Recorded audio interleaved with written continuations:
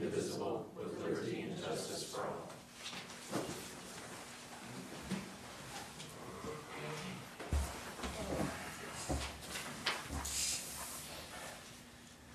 The prayer today, a prayer for our veterans. Proud of our nation, they answer the call, defending the freedom and safety for all. On land or at sea, or in jets high above, they went out of duty, of honor, and of love.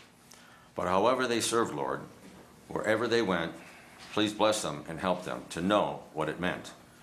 And help us to thank them on Veterans Day and every day, for we owe them far more than we could ever say. Amen. Okay. Has anybody signed for public comment? No. We will wait for Amy. We can go back. Yeah, let's do financials.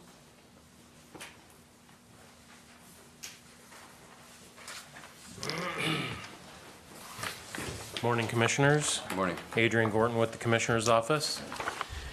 Today's financials include a supplemental appropriations for the Public Defender as approved in session on November 4th to prepare for Public Defender retirement and staff changes. There's a cash transfer from the Commissioner's Office to the Unemployment Rotary Fund. There's also a transfer from the General Fund to Court Technology for the remainder of their 2025 funding. Among the encumbrances is a then and now from Common Pleas Court to EC America Incorporated for an on-demand cybersecurity and IT training subscriptions August of 2023 that were not previously encumbered, and a travel encumbrance from Job and Family Services to attend a court-ordered visitation of a child in custody. Among the vouchers is $759,913.41 from the Commissioner's Office to Infinity Construction Company for pay request number 25 of the courthouse expansion project, $23,952.62 from the Commissioner's Office to Destination Geauga for the third quarter 2025 bed tax distribution, and $261,229.35 from the County Engineer to Roniak Paving Incorporated for pay request number 3 of the asphalt resurfacing project of Fairmount Road. And finally, there's a revenue certification from the Common Pleas Court for additional state revenue that was not previously budgeted. Adrian, there's about $1,000 from the commissioners to Joseph Gibson for legal fees. Do you know what that's regarding?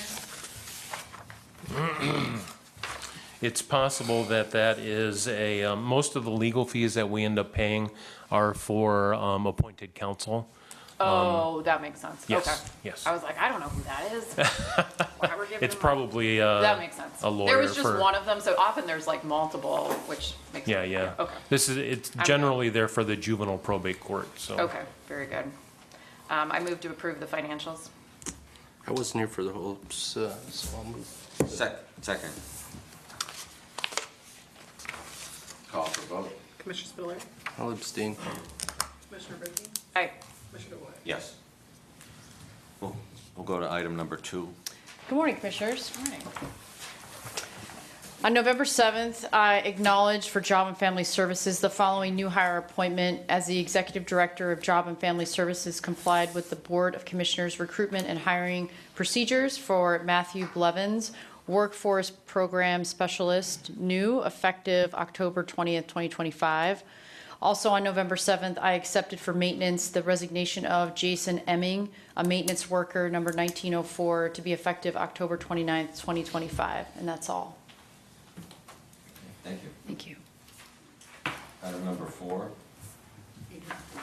Adrian. Come back up, Adrian. Command performance. Yes. Adrian Gorton from the Commissioner's Office again. So the time has come in the year for us to indicate who will be receiving the Domestic Violence Fund proceeds.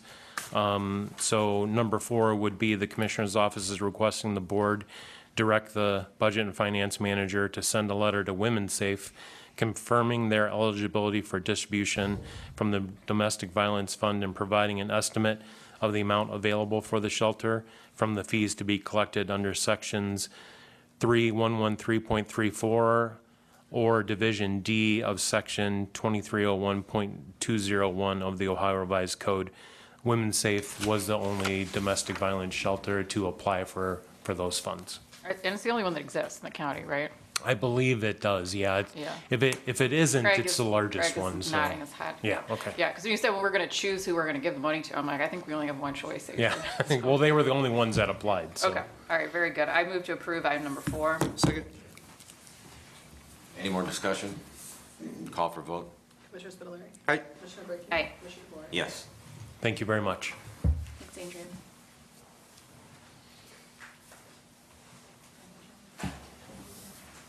Good morning.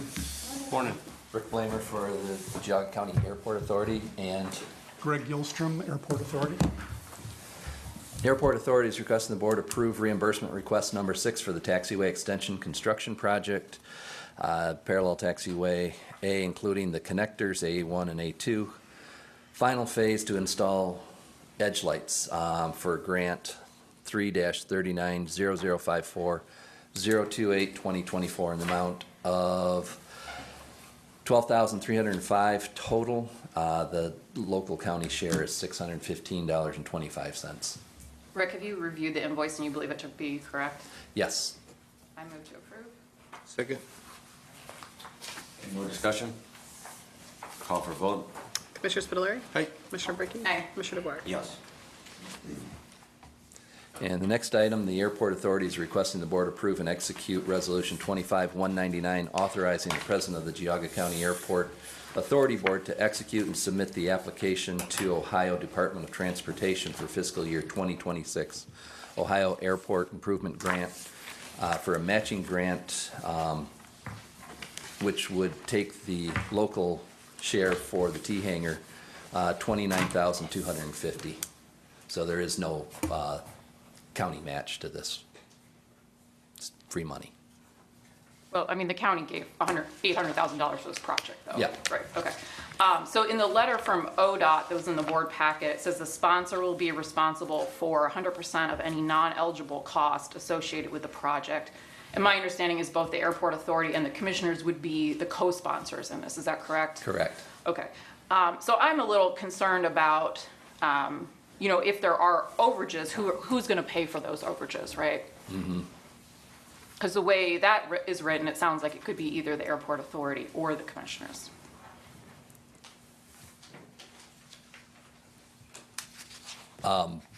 At this point, if we can keep it within our projected amounts, there should be no overages, and there should be money left over from the $800,000 that you granted us earlier. Okay. So my suggestion was just to add to the resolution a line that says that the commissioners have already committed $800,000 to the Airport Authority for the project, and the Airport Authority has affirmed that it will not request additional funding from the Board of Commissioners for this particular project. So that's my motion, is to make that to approve the resolution as amended. And we had previously affirmed that, so it's kind of superfluous to the current item on hand. Yeah. And I have a email from, we all got the email from Brady McThaney saying that. I didn't receive that email. Oh, you did? That was the one I was talking to you about this morning, that said that. They came in this morning? That they're fine with the additions to this Yeah. agreement. Okay. Yeah, it really doesn't change anything. Yeah, the project itself is on schedule. It's going quite well. Can I don't think I got that. Can I see that? Thank you. The project is going well. It's on time. The weather-dependent elements are pretty much done. We're going to get the asphalt this week. Hopefully today and tomorrow. Yeah, we'll catch a break on the weather to get the asphalt in. Once that occurs, the rest is just steel construction. It's just the erector set building. The only thing in question that could change any cost is the issue with the easement. Any delay of the easement is going to cost rent revenue. It's going to cost legal fees. So that's the only unknown, is this county-driven challenge to the easement. We're getting closer on Yeah. that easement thing. We are. It's on the agenda for next session for Tuesday. So I just have a little bit of a concern as far as like with the additional dollars. I mean, you know, there's so many projects over the years that I've watched that have come up, and you know, there's things that get missed, or there's situations that you know, raise the cost of a job. And I give you probably, you know, 10 examples over the last 10 months of things that have happened. You know, to put these handcuffs on a resolution of saying that we're not going to pay anything more, that almost sounds irresponsible, because at the end of the day, the airport is still, you know, part of our county infrastructure, and I think that there's some concern with that, you know. So Ralph, not to interrupt you, but that's not what the amendment says. So the amendment doesn't say that we won't pay anything more. It just says that we have already committed the money and the airport is not going to request additional money. We could still provide the money if we wanted to. Yeah, but when you're saying that the airport is not going to request additional funds, what does that mean? Well, it means that we're not going to be on the hook. We could still voluntarily commit them. Right. But that there's not, because my issue is that the way that this ODOT language is worded, it seems like the county could automatically be on the hook for overages, and that's my concern. I mean, you know, as we're talking about property taxes and concerns with our residents thereof, we've been talking about wants and needs, and there is no way you can make an argument that this is a need for the taxpayers of this county. And so we've already committed this $800,000, and to me, that should be the end of the conversation.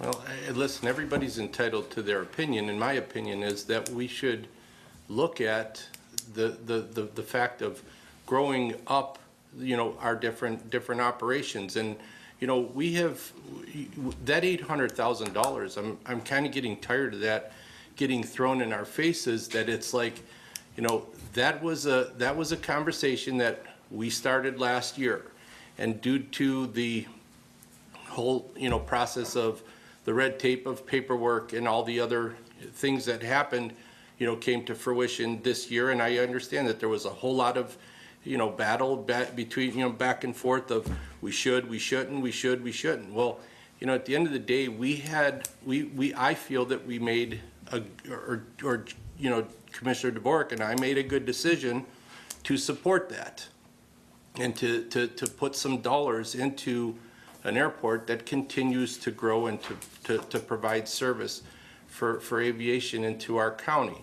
But to put that language in, I would if as far as if you wanted to put that we put $800,000, I could care less about that. But to say that the airport is not going to come back and you know, to request any more, I just think that that's kind of a double-edged sword, and it puts you guys in a position that all of a sudden now what do you do? Yeah, our history is pretty good. If you think back to the taxiway project, we've had a grand total of 2 change orders. One was no charge. There's no change to the financial. The second one was county-driven. The county demanded that we spend an extra $100,000 for a county facility. So far, on this project, the hangar, we've had 0 change orders. The project is on time, as is the taxiway on time. So we believe we're doing our best effort to manage these projects. And I think the change orders kind of indicate that performance. So is there a risk? There's always a risk. You know, what it is, we can't imagine. Otherwise, we'd bring it to this table. But I made a motion. Is there a second on the motion? Well, on item number 6, you know, just keep in mind that ODOT didn't realize until a couple of weeks or a month ago that their share of this $29,250, 5%, that's the 5% of the 800 or the 585,000.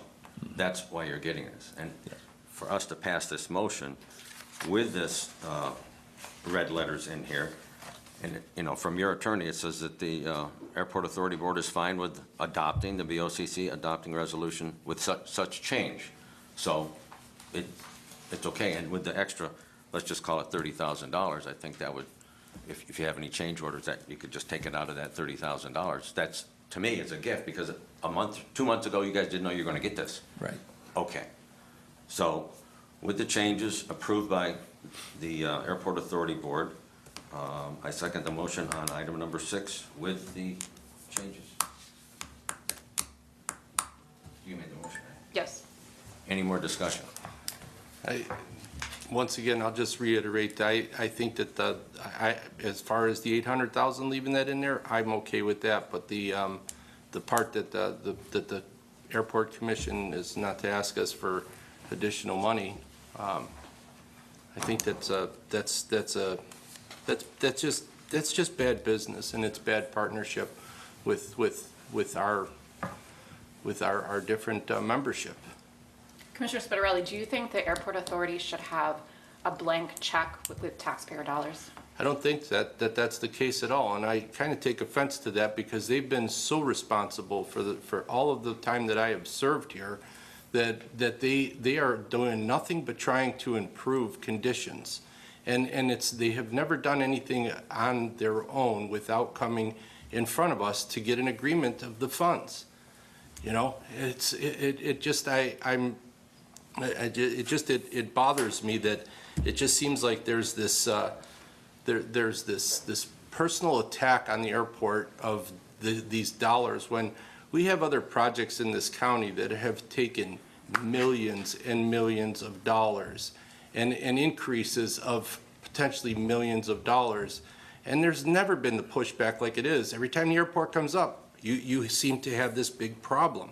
And I don't like these handcuffs that get placed on our directors and on our commissioners here with the airport to do this. I think that they have proven to be good stewards of the airport and very, very conscious of the dollars they spend. Call question. Call for a vote? Commissioner Spitaleri?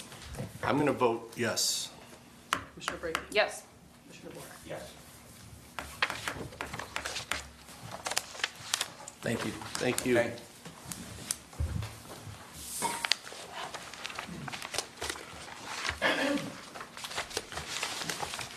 Good morning, Shane. Morning, Commissioners. Morning. Shane Hajar with the Engineers Office, here to present items 7 and 8.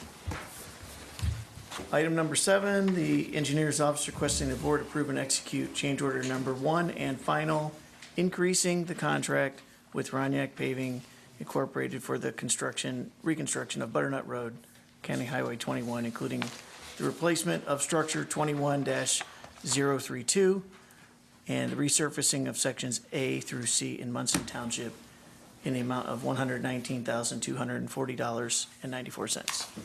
So it's a significant change order, but it's also a significant project, so. Correct. The total percentage of that change order is, Less than 5%? yeah.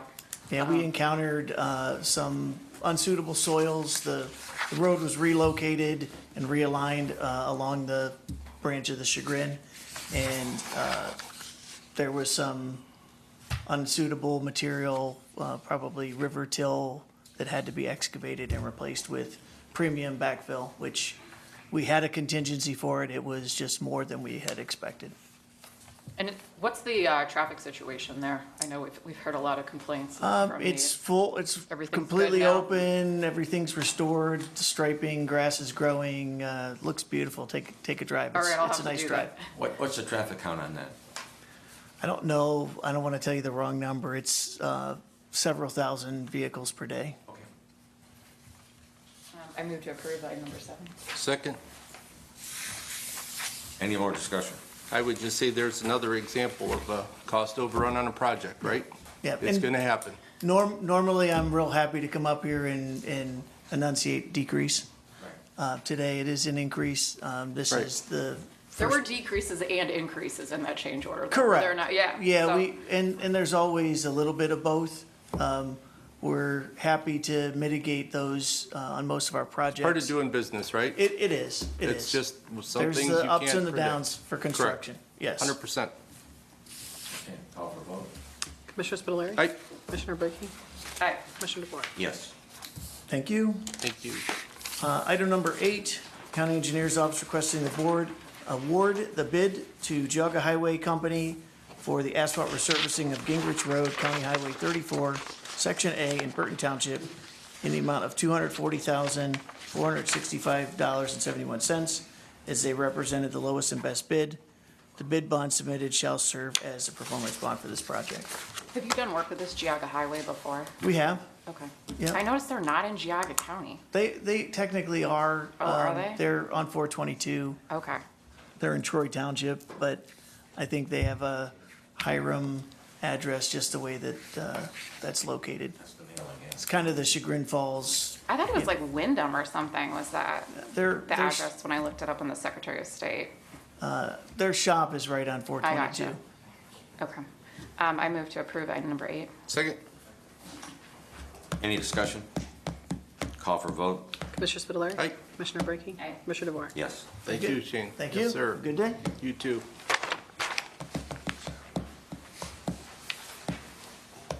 Morning, everyone. Morning. Craig Swenson from Job and Family Services. How are you? Good. So I'm here for 9, 10, and 11. Hopefully, there aren't too many questions, but happy to answer whatever you have. So the first is, as you guys know, we have the Family Services Planning Committee. I did submit our, I believe it was our, like kind of bylaws as it relates to that with the document that hopefully you guys got that. But it's an advisory board, but it is pursuant to statute that kind of just kind of helps being a guiding hand for our organization. I'm trying to call people to, participate and be members of the Family Services Planning Committee as it is advisory, and try to recruit people to be on it. And so when I can find people to be on it, I'm very appreciative. But we do have changes as time goes on, and we first had 2 resignations that would ask the board just to acknowledge. Christine Frankenberry left NAMI Geauga to go to, I believe it was another campsite in Geauga. I think the whole Meta, Yep. I don't want to say it the I right. know. I wasn't going to Coda. say it either. You sent your Homey daughter Dakota. there. Coda, sorry, I just didn't want to butcher that. But she was wonderful, and her time was short on there, so she left there. And then Julie Gorance also left. I believe she was with the economic, GGP, yeah, so I know she left. So just with them leaving, we just have some changes, so first of all, I just acknowledge their resignations, and Did they formally resign or did they just leave their roles? they did not submit any, they might have sent a letter to my secretary, but Okay. I asked because it says we're acknowledging their resignations, but it seems like you're kind of kicking them off and they're not actually resigning. no, I do believe, I'm sorry, I do believe they did send an email to my assistant. Okay. And then how often does the committee meet throughout the year, Craig? Quarterly. Okay. I move to approve item number 9. Second. Any more discussion? Call for vote? Commissioner Spitaleri. Aye. Commissioner Brackey. Aye. Commissioner DeVore. And with that being said, the statute does permit us to have up to 25, which is way too many people. I Yeah, feel like that's to a be- big board. That's a big. Yeah. That's a big board. But just in finding people has been, just a challenge. It's not overly difficult. I mean, I can eventually get people, but and we have some people that have stayed quite a long time. But I would like to make it a little bit bigger, so to ensure we get a quorum every time we do meet. So I'm looking to add 4 members to the board.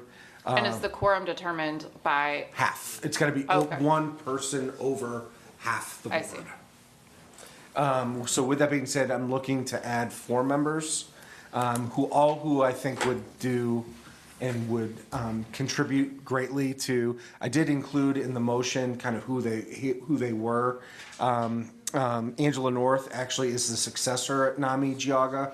I know NAMI Geauga has just been another great resource for JFS, and we definitely refer our clients to NAMI Geauga. It is free to the taxpayer to attend whatever services that they provide. I did sit down and have quite a good lengthy meeting with her. I think she would just be a great addition. She's got great experience with NAMI in other parts of Ohio. So I think Angela would be great. Nathan is the head of, Nathan Long is the head of Geauga Faith Rescue Mission. We have, we work a lot with the homeless in Geauga. Now, the homeless in Geauga, I don't want to think that we have a crisis per se, but a lot of the homelessness in Geauga is kind of like a transient homeless, and we work closely It with. looks different than it does in It does, like downtown in like New Cleveland. York City Yeah, or somewhere. yeah. But we do work closely with them, refer them. I think Nathan would be, I haven't had him or anyone like him on a member. I think he would be a great addition. Nicole Walker is the Chief Probation Officer of Geauga County Adult Probation, often looking and calling upon us for resources and things of that nature to help rehabilitate those who we're hoping to rehabilitate. I think she would be a great addition. And then Donna Brown-Barrow, she is a retiree from Geauga JFS. She's got an incredible HR background, and I think just would be has always been a really good kind of sounding board for HR issues. So that's who I'm recommending to add to our Family Services Planning Committee if the board would be willing to entertain that. I move to approve item number 10. Second. Any discussion? Call for a vote? Commissioner Spitaleri? Aye. Commissioner Brackey? Aye. Commissioner DeBoer? Yes. And the last is the Ohio Children's Trust Fund appointment. I did put in the motion a kind of an explanation of what the Ohio Children's Trust Fund is. I know two of you have appointed to this board before ever, but I want to make sure, Commissioner Brackey, if you have any questions about the entity itself. Who currently holds the position? We have two individuals that are current. Sarah Schiniger, who is going to be, unfortunately, very sadly, retiring. Oh, no. Probably within the next year or so. Okay. And so her She's term- got one more Christmas left at least, so. Yes. Yeah. A very big Christmas. Yes, Yeah, yes, yes. okay. So, that big Christmas brewing downstairs. But with that being said, her term is coming up, and Melanie Becker did include a copy of her most recent evaluation. She's a phenomenal employee, a supervisor. She's been with us a long time. She helps also, in addition to her role on supervising ongoing, works with our independent living youth. I think she would be a great addition to fulfill, those shoes.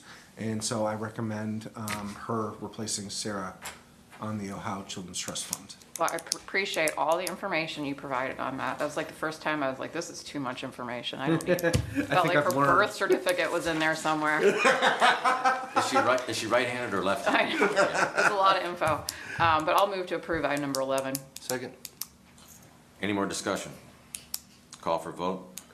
Aye. Aye. Yes. Thank you so much. Thanks.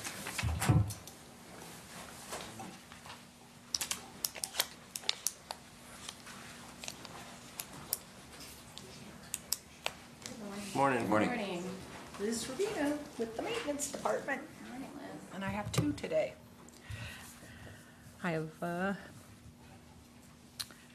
12 and 13.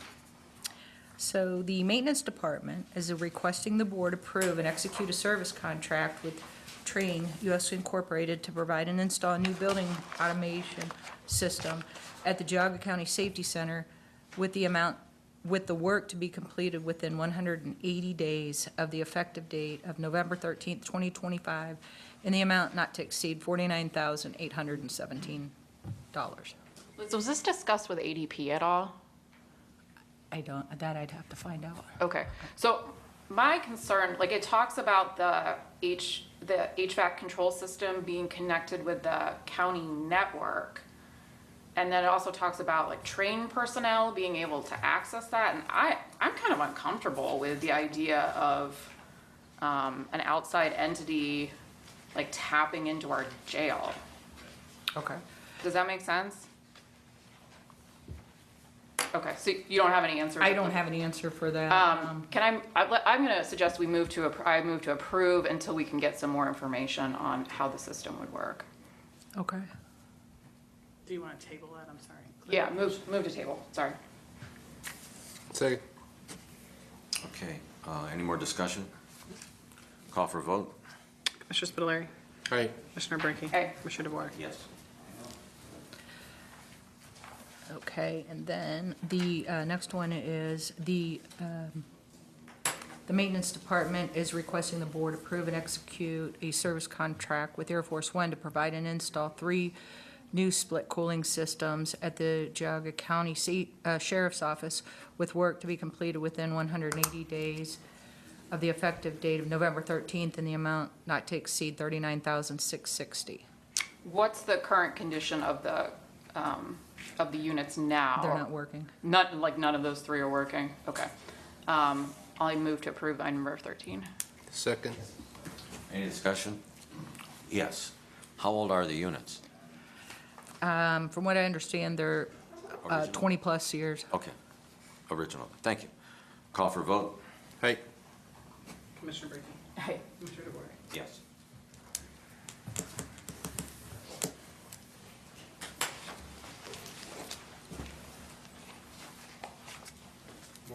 Morning. Morning. Charles Tikach, Maintenance Department. I have one item on the agenda, item number 14. The Maintenance Department is requesting the board approve and execute the agreement for professional services with Verdantis Architecture Incorporated to provide professional services required to perform a comprehensive facility condition assessment of Geauga County's East Park office building located at 214 East Park Street, Chardon, Ohio, in the amount not to exceed $19,400. Chuck, can you talk about what a facility condition assessment is and why we need one for this particular property? Yes, it is a full assessment of the condition of the building, specifically the structural, the MEP, and also any code compliance, which would be ADA, fire, or OSHA, and those types of things. It is needed because when we purchased the building, we didn't get a lot of information on the building, little to none. So we don't know the current assessment. We don't know whether it's structurally sound. We don't know if it can handle a government function. And we don't know if it's ADA compliant or, can be made to be ADA compliant. So there's a number of things that needs to be looked at, whether the electrical is sufficient and so forth and so on. So this will just be an assessment of that, and the output will be a comprehensive report that really is the findings that they found. It's also any recommendations for improvement. And I've also asked for a capital improvement plan, which would be, what are the prioritized things that need to be done in order for it to be a functional facility. And I've asked for a phase 1 upgrade, which would be what is the minimum work that needs to be done for us to have occupancy of the building for a county function. Okay. Did you get any quotes from other firms in Yes. looking at this? Okay. And they were excessive. Yeah, obviously they were, right? Because I was just a little surprised by the figure. Were you too, or is that what you were expecting? I was expecting that. We've talked to a number of firms. We're on our third firm already. And each of them felt that it was going to be quite an extensive task because the building is very old. Yeah. And there's no records of anything that has been done. There's been a lot of structural bracing that's been put in that doesn't look like it's holding up. Basement is interesting. Right. I've never seen a basement like that ever. So they were Okay. very nervous about even quoting a price, and most of them I received was in the 50-plus range, but that included design. So I've restructured it to only do the assessment first. Let's find out what's wrong. Yeah, right. And then we can pick and choose what we need to do design work on. I'll make a motion. Yes. Is this a fire alarm? Is that the fire alarm? It is. So Okay, so I'm gonna mark that at 10:06, the meeting was recessed. This is performed by HDR Engineering Incorporated in the amount of $73,871.01. The request has been reviewed and approved by the department. Okay. The only thing that stood out to me was the number of hours for the construction inspector. Do you feel that's correct? The number of hours for that individual was like way out of whack compared to all the other professionals listed. So we do have a full-time on-site inspector. So Okay. he is. So that it's not- person's there. He has an office, a trailer that is completely on-site. So, and that will vary sometimes when he's on a vacation. You'll Okay. see some of the higher individuals being on-site, but our agreement with them was for a full-time on-site inspector, I not got it. somebody who's coming in once a week and you know, a lot can happen on a $31 million project in a matter Yeah. of a week when you have multiple trades. So we do have an on-site full-time rep. Okay, very good. I move to approve item number 15. Second. Any more discussion? Call for vote? Commissioner Spudler. Aye. Commissioner Brady. Aye. Commissioner DeBoer. Yes. Thank you.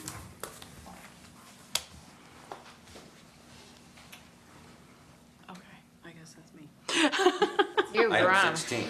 Item 16 is a request for the certification request for the county auditor to the commissioners for the quarterly use of county credit cards pursuant to ORC 301.27 for the year 2025. It's for quarter 4 for EMA and a revised quarter estimate for the Department of Water Resources to include training GL on there for their visas.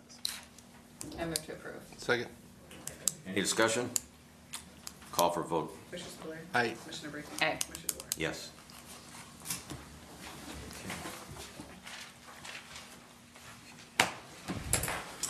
Item 17, public comment. Those wishing to make a comment or ask a question on matters of concern, please raise your hand and be called upon. Begin by stating your full name and address. And will have up to 3 minutes to comment or ask a question, and are kindly asked to refrain from disorderly or disruptive conduct. Okay. Anybody? In the back.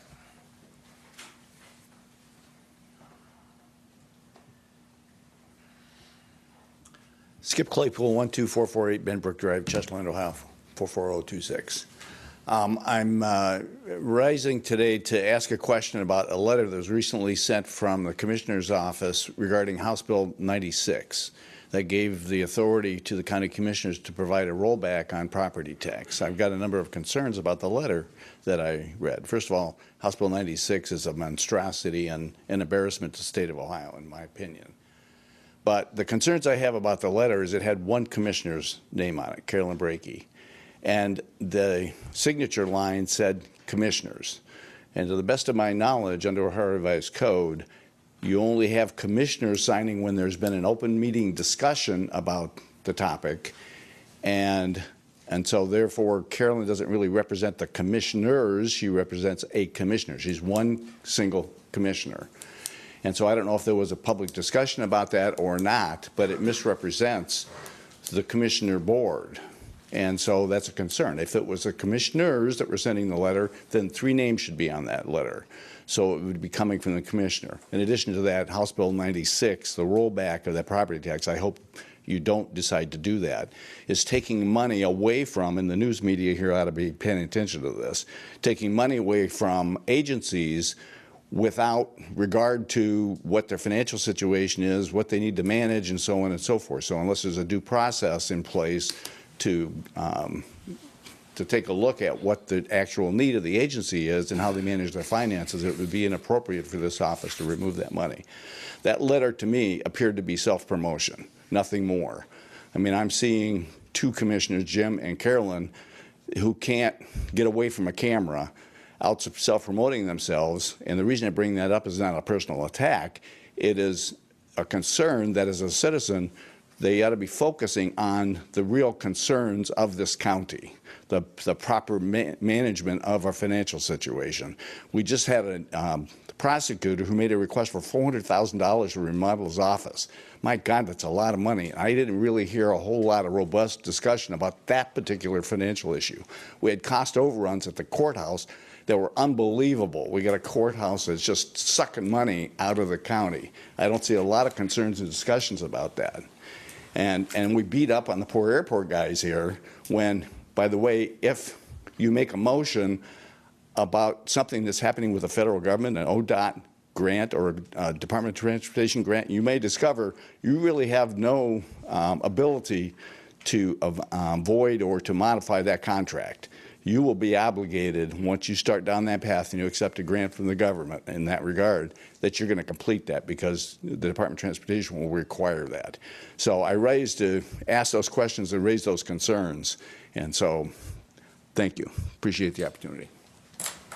I appreciate you bringing that up, Skip, because I actually got approached by that, with that letter also, and I had no conversation with anybody, nor do I, you know, recall at all that that was ever brought up in a public meeting with that also. And I understand where you're coming from, and I appreciate you bringing that up, but I did see that there was commissioners, plural, at the bottom, and I knew nothing about that letter. I'll say, so I redlined that letter, and when I redlined it back, I signed it as commissioner. I'm not sure what actually went out to the public because I didn't send it out, but my red line, I have the same concern as you, is I'm not representing the board, I'm representing one person. My intent was just as an information gathering so that the commissioners can make an informed decision regarding those piggyback provisions of House Bill 96. And so that's all the point of the letter was to get some information from entities, because I do have concerns about the commissioners essentially making a bilateral action or a unilateral action and then bilaterally impacts all the other taxing agencies of the county. And I guess I would have appreciated a conversation about that too, especially if it would affect, JFS, Department of Developmental, Disabilities, Mental Health, if there would be any dollars that would be, shed off of those dollars that, their operations require, and they're trying to be as responsible as they are with their levies to put them out there to cover their costs.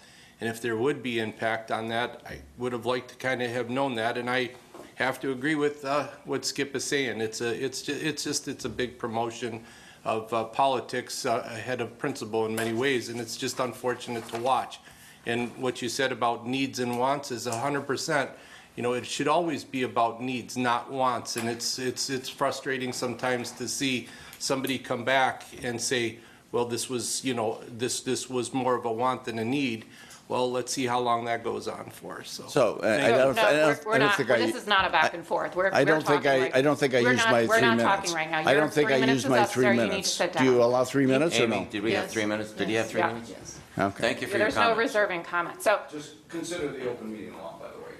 Thanks, Skip. So, I did bring up like various tax law provisions that we could implement. I was just talking and nobody was saying anything. So I went out on my own to try to get some more information about this piggyback provision and how it would impact. And we never voted on it. So that information would have been provided before we would make any vote. And I think this is on for next week, right? House Bill 96? Yeah. I don't think so. For us to talk about it? Okay. We can put it on if you want, but I don't. A little premature. Yeah, I'm still receiving letters from entities regarding how this would impact their operations. So I've only received one from a township, unfortunately. I haven't really heard much from the townships. I think we've heard from every school district, which isn't unsurprising. Whenever you're talking about cutting funding, the majority of your property taxes go to school districts. So of course they had the quickest response, but I'm hoping to hear back more from our townships and how it will impact them, because I know that they have pretty tight budgets, small budgets and tight budgets. Right. And it's good that the auditor, reached out to all the entities and what would impact them, what's the dollar amount. So I think it's a good process to find out where the hurts are going to be if this goes through. So, anybody else for public comment? We have the dog. Well, we're bringing a sad situation in. Oh, look at those ribs. We picked her up on Thursday. She has buckshot in her back leg. She's about 40 pounds underweight. We didn't know if she was going to make it or not. Burton Vet is taking care of her now. She's got some fractures in her ribs. She's actually a good dog, but she just needs some loving and all that. But we're going to give her to her and all that. So I thank you for you guys allowing us to do this. Right now, her medical bills are probably at about $1,000. So it's a scenario that, it's priceless. Dogs are part of the family now, and I just want to show you what sometimes we go into. We have no idea who shot her, or we have no idea who had her as a thing. And she's just starting to get used to people again, but we've only had her a few days. Where was she found? She was found on 87 in Bundysburg. So out in that area, Samaritan found her. Oh, Take care of careful, girl. She's been pulled and all that already before, but we're gonna get her into a home, and this is what we do. And I thank you guys and all that for helping out. And you know, if you can post something and get a story on it, I would love to have it. So thank you. I appreciate When will she be available for adoption, Matt? Right now, tomorrow, she'll be checked out by the vet again. She'll have her bandage, rebandaged. We're thinking that we're hoping to foster to a permanent home. Yeah. Or in the next 2 weeks, we're hoping that she'll have enough weight on her. As you can see, I can push in and I can just touch every single rib that she has. And she's already gained, I think, 6 pounds since we've had her. Poor baby. So, My dog had ribs sticking out like that when I adopted her, and she does not have those anymore. So I know, they're usually big and obese and all that. She's a little untrusting still, but, you know, as soon as she starts getting attention and all that, she's very trusting and loves it, you know. But, yeah, we picked her up on Thursday. does she have a name, Matt? We call her Jackie. Actually, Jackie. the person who adopted or picked her up called her Jackie, so we're going to call her Jackie and have it. All right, so Jackie will be available to adopt soon at the Geauga Dog Shelter. Yeah, and if anyone has any information on who shot her and why, or the owner, we definitely would want to prosecute them for animal neglect. Yeah. Well, thanks for everything you do, Matt. Thank you, I appreciate Appreciate it. it. Thanks for bringing her Thank you in. for everything you guys let me do and all that, so thank you. We hope there's a happy ending for There Jackie. Jackie. will be maybe anesthesia. She looks pretty pathetic right now. I She's the first one here, right here. know. Oh, uh-oh, watch out. Thanks. Look at her all three-leg hopping down the aisle. Oh, poor baby. Steve Olovich, I'm a resident of Hamden Township, but I'm here today as the chair of the Geauga County Board of Mental Health and Recovery Services. And it's, what I have to say sort of ties in to what Skip and the board was talking about with the House bill coming up, that losing those funds for the mental health board would be pretty disastrous for us, over $100,000. We had dreadful impact, and we've made a lot of progress over the last 2 years, 1.5, 2 years. You could see at the TLC how we've got the expansion going, and we have some other plans to help really the most vulnerable society in our county. So I was hoping that I could express that, although the paper did say something about me fighting this tooth and nails. I guess that's what this is. That we would like to hope that you would look at the deductions with a scalpel and not a machete. I think there should be a priority of who gets cut and who needs the most. There's also the other venue of what the taxpayers voted for. Our levies have had tremendous support. The one levy had over 75% support. So the community realizes what we need, and what's going on in today's society with suicides and all, it's horrible. So we would like you to take that into consideration as this moves down the path. I understand Lake County has already done this, but a broad brush approach would, I don't think, be very good for our county. And with that, thank you. Thanks. Yeah, and I would just note that with House Bill 96, my understanding is it's everybody. If you make those piggyback provisions, everybody gets the cut. You don't get to pick and choose if it's just the commissioners or if it's just the schools or whoever. So it's everybody would get that cut.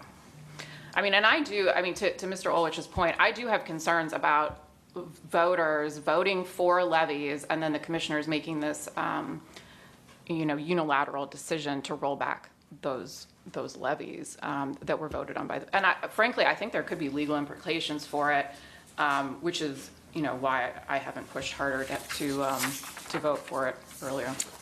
Just want to make sure we have all the information before we make any decisions that will have impact on all our taxing entities. So, Steve, the majority of the money that goes through the Board of Mental Health, correct me if I'm wrong, goes to the providers that serve the residents The board's for their actually needs? the fiscal agent that distributes the money based on proposals that come in. Okay. So we're not just solely a throughput, because we do grants ourselves. For example, the properties we have to improve or build. For example, a TLC, the board owns that. So there's some things we do own. Operation typically is done by the agencies that we support. Ravenwood, Catholic Charities Relief. We do a little bit with NAMI. We even do a lot of things with Women's Safe, Family First, the Lost Team, and then we also put on a lot of training for groups within. We work a lot with the jail house. We fund we fund Ravenwood to provide a therapist at the jail, since about a third of their inmates should either be in recovery or a mental home, but we don't have housing for that. So there's a combination, but the majority of it is gateway to the agencies that we support. And that includes Geauga Lake Geauga Recovery Centers, which we team up with. So where do the funds come, like if you need a new roof or a new parking lot or things like that? Is that like from the levy money, or, I mean, what's the process? Comes from the levy money. It comes from grants. We try to get grants so we can use the other monies to service the public. But there are a lot of things going on. We just put a new generator on the facility, on the mental health board facility, because we're part of the emergency management plan. If things happen in the county, we're able to house people there, or at least warming, cooling center, depends what goes on in the county. So we're in a myriad of things. And also the staff had to be paid, so the amount of the deduction would be pretty dramatic for us in our operation. And if it's everyone gets cut, then I would suggest commissioners try to find an alternate route to address the property tax issue. Thank you. Any other public comment? Okay, hearing none, I make a motion to adjourn. I think we have an executive session, Sorry. Commissioner DeVore. So I'll make a motion to move into executive session pursuant to RC 121.22G1. Second? Call for vote? Aye. Aye. Yes.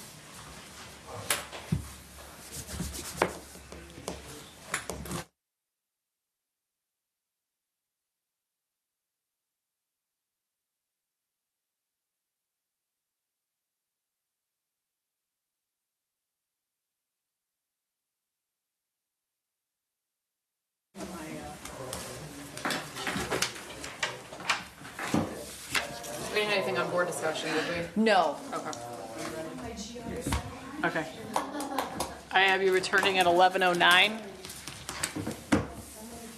The new signs look good, by the way, Amy. Oh, thank you, thank you. We have, I think, the last two major signs that are on Merritt and, at Merritt and 44 and Ravenwood and 44 are gonna be going in by the end of the week. So yeah, we're finally Yeah, they look able sharp. to find our way. Yeah. So please let me know if you do see anything that Yeah, looks, nobody could get here before, so. I know. Yeah. We need those signs. yes, thank you. We're back from executive session and no action. Move to adjourn. Second? All in favor? Aye. Aye. We have some things to sign.